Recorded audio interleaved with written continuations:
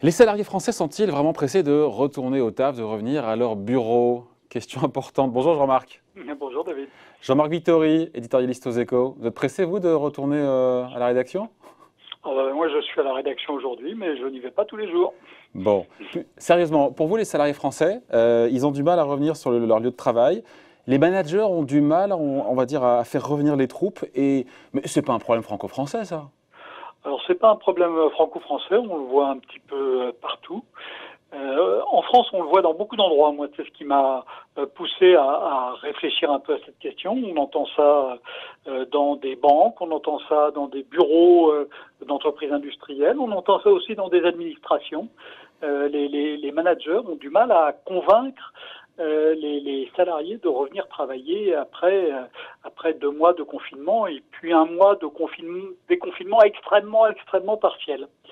Il y a des raisons, je pense, franco-françaises de faire que c'est plus difficile chez nous qu'ailleurs. Alors justement, on va les développer, ces raisons franco-françaises, mais juste, ça fait écho à une interview de Geoffroy Roux de Bézieux, le patron du MEDEF, qui disait la même chose, mais à sa façon, en disant que le gouvernement devait dire aux Français maintenant de retourner travailler.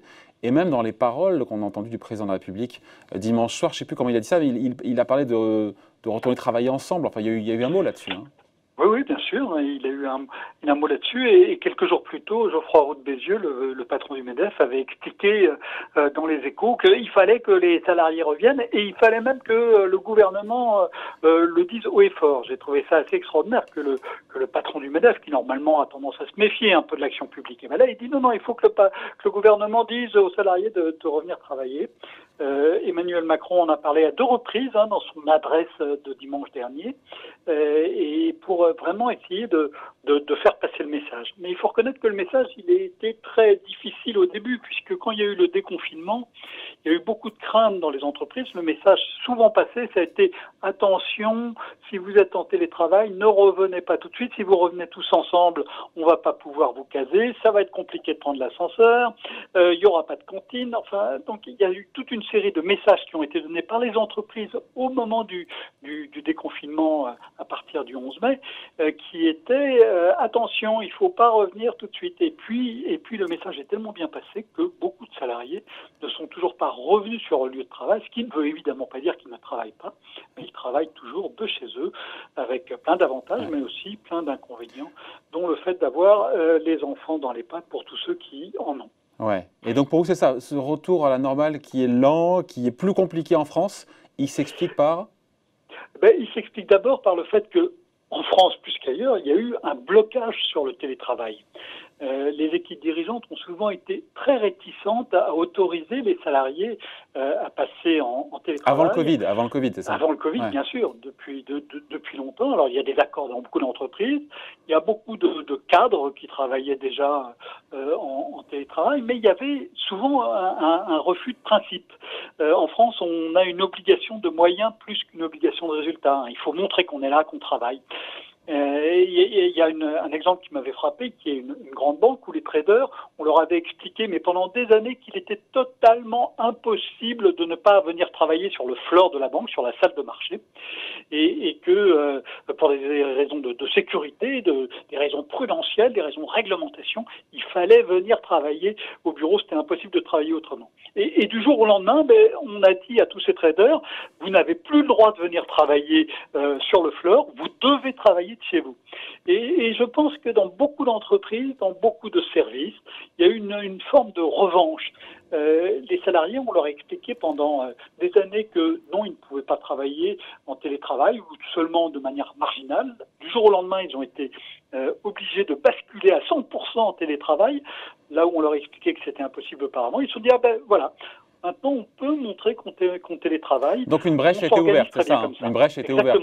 Des DRH au départ qui ne sont pas fans et qui, parce que nécessité fait loi, sont obligés de passer, notamment dans les services, surtout d'ailleurs, en télétravail. Et donc il y a eu, je ne dis pas qu'il y a un certain confort, mais il y a cette habitude en tout cas qui a été prise.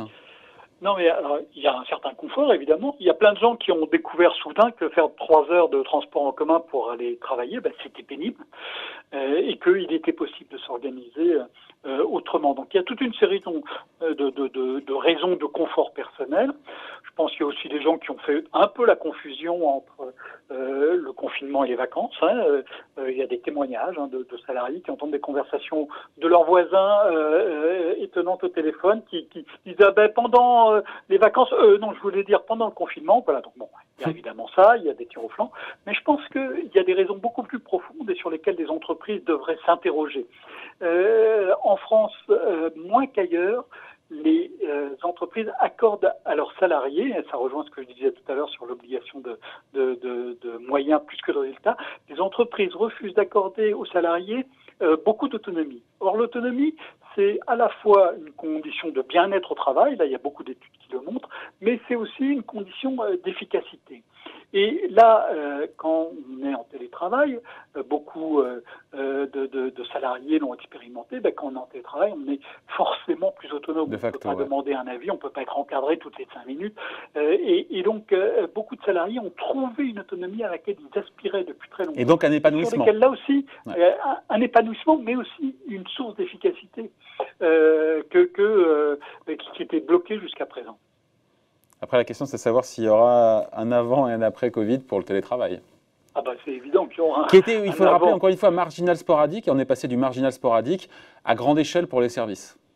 Oui, et toute la difficulté, ça va être de retrouver un nouvel équilibre qui n'est pas l'équilibre où on est tout le temps au bureau, qui n'est pas on est tout le temps chez soi. C'est un équilibre où on est tantôt d'un côté, tantôt de l'autre, ce qui pose évidemment des questions d'organisation. Si vous venez pas le mardi, que la réunion c'est le mardi, c'est compliqué. Ça pose aussi des questions de locaux, parce que les entreprises vont chercher à faire des économies dans les mois qui viennent. Et la superficie des bureaux est une question qui est déjà posée dans beaucoup de comités exécutifs d'entreprise. Donc ça va poser toute une série de questions, mais ces questions-là, on n'y échappera pas. Ouais. Et les précautions sanitaires, même si elles sont levées au fur et à mesure, peut-être pas dans les entreprises, ça pousse peut-être pas aussi à cette envie de revenir vite au bureau? Les gens qui ont commencé à revenir ont souvent eu des expériences. Vous disiez la cantine, etc. Quand on est dans une tour et qu'il faut attendre 3 plombs pour avoir l'ascenseur et descendre 20 étages. Oui, à la Défense, il y a des tours qui font 50 étages, il y a des ascenseurs de 50 personnes, et maintenant, il n'y a plus que 4 personnes qui rentrent dedans. Donc évidemment, si tout le monde revient dans ces tours-là, il va y avoir des embouteillages absolument énormes au pied des tours, ce qui n'est pas sain sur le plan sanitaire. Enfin voilà, on a toute une série de casse-têtes comme ça, avec les normes sanitaires, et on le voit aussi, évidemment, dans un autre lieu de travail, et qui est important, qui est l'école, où si on maintenait les normes sanitaires, il était totalement impossible de faire revenir l'ensemble des élèves. Qui doivent revenir, vous le savez, dès lundi. Qui doivent revenir en principe dès lundi. Mais condition sine qua non pour que tout le monde revienne au bureau aussi, quelque part. Évidemment, parce que alors dans le choix dans le télétravail, il y a eu des éléments de choix, il y a eu des éléments de confort, mais il y a aussi une obligation. Il y a des millions de salariés qui ont des enfants qui vont à l'école et qui n'allaient plus à l'école, qui vont à l'école aujourd'hui encore très partiellement, parfois 2 ou 3 demi-journées par semaine, pendant lesquelles en plus il n'y a pas école, mais il y a seulement garderie. Donc quand les enfants reviennent, il faut vérifier qu'ils ont bien fait le travail. Donc il y avait aussi des contraintes très fortes et ça, les salariés ne peuvent pas y échapper. Tout le monde n'a pas la chance d'avoir une grand-mère accueillante et disponible à 500 mètres de chez soi. Et donc il a fallu s'organiser de cette manière en télétravail et en s'occupant des enfants, ce qui n'est pas optimal en matière d'efficacité du travail. Donc ça veut dire aussi que le télétravail peut être sans doute beaucoup plus efficace qu'il ne l'a été pendant ces 3 mois. On ne l'a pas évoqué, on finit là-dessus, Jean-Marc. Le climat, pas dans toutes les boîtes évidemment, mais peut-être climat tendu dans certaines boîtes, ça peut être un frein aussi pour avoir donné envie aux salariés de revenir au taf, au bureau? C'est sans doute l'une des explications clés de ce qui s'est passé pendant ces semaines.